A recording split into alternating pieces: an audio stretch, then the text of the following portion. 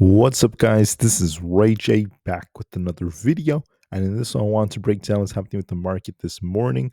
Just know that I am not a financial planner, so take nothing I'm saying as financial advice whatsoever. And also, if you guys can, please check out my Mumu link that's down below, or use my QR code right here to sign up. If you sign up for Mumu with the link down below and deposit $100, you're going to get $20 of free Nvidia stock. If you deposit $2,000, you're going to get $50 worth of Nvidia.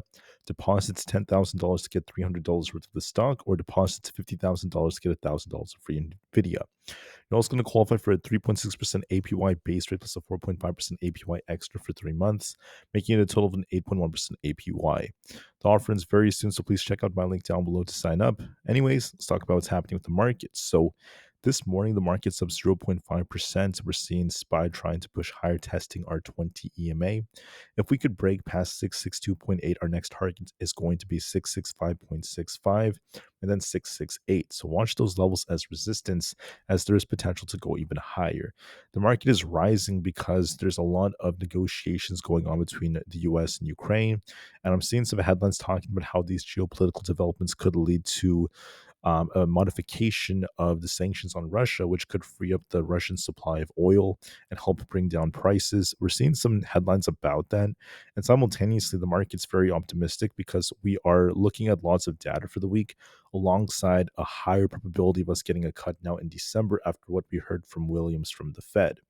Right, Williams from the Fed and other Fed speakers are now starting to support a cut. And if we get more and more necessary jobs data, it looks like we could afford another cut in December by 25 basis points without kind of like affecting inflation. At least so far, that's what we're hearing, at least from the Fed. So that is some good news as well that's coming out. The Fed is becoming a little bit more optimistic, but we will see just to be safe. Today is Monday, November 24th, 2025. At 10:30 a.m. Eastern Standard Time, we have the Dallas Fed Manufacturing Index. At 11:30 a.m., we have the 3 and 6 month bill auctions, and that's pretty much it for now. There's not really much data coming out. That is the main thing to be watching for. But tomorrow we have more employment, PPI data, and such. So there's more data coming out tomorrow. It's going to be a very significant day. So we're getting ready for that, and we'll see what that leads to for the markets. Also, keep in mind that there's not really much trading for the week. There's basically 3.5 days of trading, meaning Monday, Tuesday, and Wednesday, the market's open like normal. Thursday, the stock market is going to be closed for Thanksgiving, and Friday's only half a day. So only 3.5 days of trading. On top of this, when it comes to our earnings, there's not really much, nothing significant for the week. So just keep that in mind. That's what the earnings calendar currently looks like. And then for more things to look at when it comes to news, the stock market was selling off with lots of concerns about what's happening with the overall odds of getting a cut. But things are starting to shift right now because of what we're seeing from the Fed. So I mentioned that earlier. We're still seeing headlines right now. We also had some news that came out about Scott Bessent, who said that he does not believe the U.S. is going to enter a recession next year. That's more bullish news for the markets. And besides that, I'm not seeing anything else that's too crazy on the news. So that's pretty much it. Last but not least, extreme fear makes up the majority of sentiment. And typically when that happens, that's when you should be looking for a balance, whether it's temporary or not. Extreme fear makes up the majority of momentum. So we are due for some kind of bounce as a result. So with that being said, let's talk about these charts. Okay, so SPY is holding up nicely on the 4-hour time frame. If you want to be more bearish, I would like to see us essentially take out this low from the pre-market.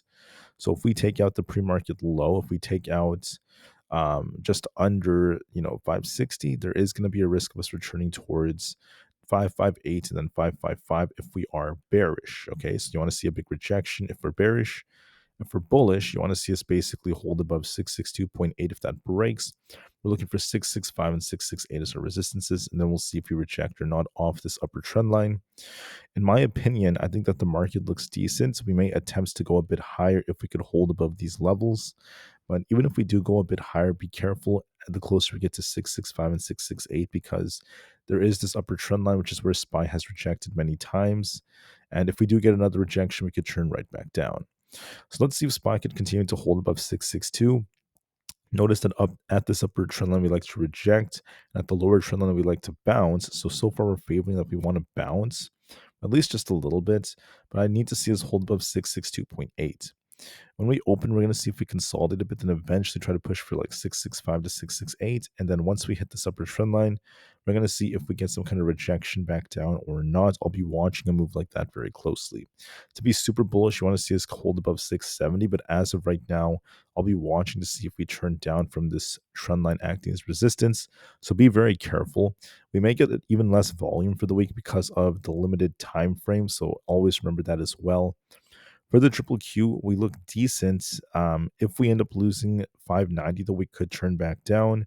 But as of right now, it looks like we're going to try to test 597. If we break that, I'm looking for an attempt for 600. It's possible we go a couple points higher. And we do favor a consolidation than a break. However, as we push higher, we're going to be watching to see if we get a rejection off this upper trend line. So watch that very closely. You'll see that on the QQQ, we make lower highs right here, and we tend to bounce off this lower support. But watch and see if you get a rejection off this upper trend line, because that's what we're seeing on the triple Q. On the IWM, we have this resistance to watch for around 237.5. If that breaks, we're looking for 240. But if we lose support down here at 235, we're going to be turning back down. So overall, I'll be watching this very closely. I do think there's a good chance that we consolidate before attempting to go a little higher for 238 to 240. Then we're going to see if we kind of like reject or not. But for now, there is some potential to consolidate and maybe pump a bit on the IWM. On ES, we look a bit more bullish since we're holding our 20 EMA. If ES, however, loses 6,600, it's going to be a bad sign. So that's where I would like set my stops in case we end up dumping. But we're favoring 66.98 right now. If that breaks, we're looking for 67.50, and then we'll see if you reject off that or not. But as of right now, we're favoring upside as long as we're above 66.50 on ES. We're consolidating during the pre-market, but we could try to go higher for 6,700 if this continues. On NQ, the same thing is basically developing. As long as we don't end up losing 24,250, we're going to be favoring 24,700 and then 24,833 for some temporary upside. Then we'll see if you reject or not. On Bitcoin, we're trying to bounce. I want to see us hold at 86,534. If we could hold this, I think there's a good chance we try to go back up for 88,000. As long as Bitcoin does not end up losing like 84,000, we could attempt some kind of bounce move. So hopefully we try that. Tesla is looking okay to me. I like the fact that it's going to gap up. However, there is a gap below, so it might come back down.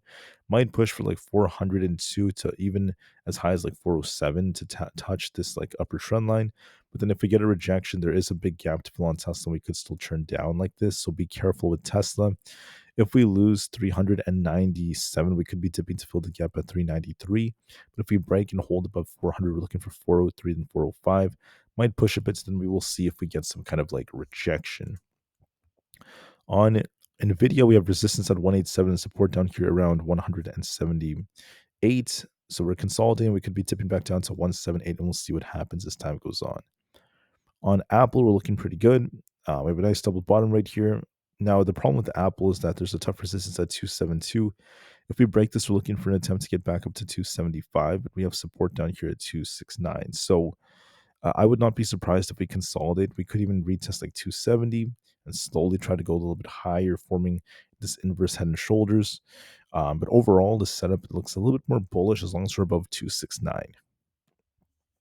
On AMD, we're in the middle. As long as we don't lose 200, we could be looking for an attempt for 210. On Coinbase, we're looking decent. We have resistance to watch for around 254. There is support down here to fill this gap, and we'll see if we bounce as we form this nice recovery move for 254. On Amazon, if we could break past 224, we're looking for an attempt for 228. But we have support down here at 218. So could we dip back down to like 220? We'll see if we bounce. Overall, I think we're on an uptrend. We have this bullish divergence, and we could be looking for like 225. Might consolidate here before it pushes for like 225 or above. On Meta, it's kind of rejecting here. It might be retesting 597 to 595, and we'll see if we bounce. Google, however, looks more bullish. Could be looking for 312. If that breaks, we're looking for 315. But also mind there's a gap below, so even if we go a little bit higher, we're going to see if we turn back down to fill this gap, so be very careful. And then for Microsoft, we need to hold above 470. If we could hold this, we're going to try to go higher for essentially 480. But the problem is that Microsoft is consolidating, so we don't officially have some kind of breakout yet. The VIX is dipping here. It could be returning to 21.5, and then we'll see if it bounces after that. So this is indicative of a stronger possibility of the market trying to go higher. Then we're going to see if we get a rejection. We could go a little bit higher, but then watch and see if we kind of like turn back down. So you want to be very, very careful, especially as we're going to be gapping up. So let's see if SPY can hold above 662.8 to push for like 665 to 668. If we do go a little higher, we'll see if we reject. So keep that in mind. However, overall, we're holding up nicely in the pre-market, and we could attempt to go higher temporarily.